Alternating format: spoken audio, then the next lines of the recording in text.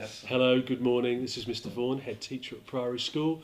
We're talking this morning about the debate over the EU referendum, whether we think that Britain should stay in Europe or leave Europe.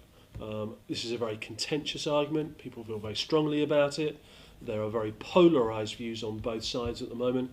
I get the impression that the vast majority of the population are somewhere in the middle without such strong views, but actually it is strong views that are determining the nature of the argument at the moment. I think that's quite dangerous, actually. I think whether it be newspapers or the media or politicians, it's been really quite reactionary, and an awful lot of scaremongering has been going on. So I think as young people understanding the nature of democracy and debate and understanding what the issues are, I think it's very important to be able to present both sides. So I'm not really interested in talking about my own personal opinions. What I am interested in is exploring the debate, because there are very strong views on both sides that I think in a democracy we should represent and understand.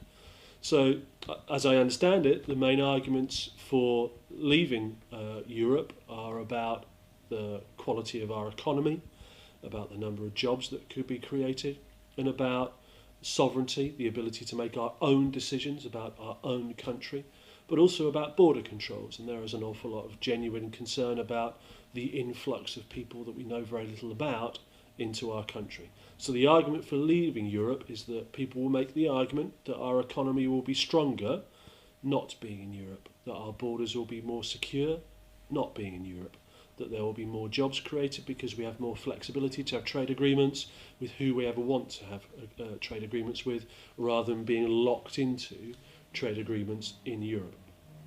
The counter argument, and actually depending on your facts and figures, they say pretty much the same stuff but in the opposite direction. They will make the argument that our economy will be stronger because we are part of Europe and we have very close trade links. An awful lot of our trade is with Europe, so if we have trade links with Europe, then our economy will be stronger. It will make more jobs because we are part of Europe. In terms of security, the argument for the pro-Europe camp is that we've had this European organisation as a result of the Second World War. We've had no major conflicts, except maybe Yugoslavia, since the Second World War within Europe, because we have worked closer together.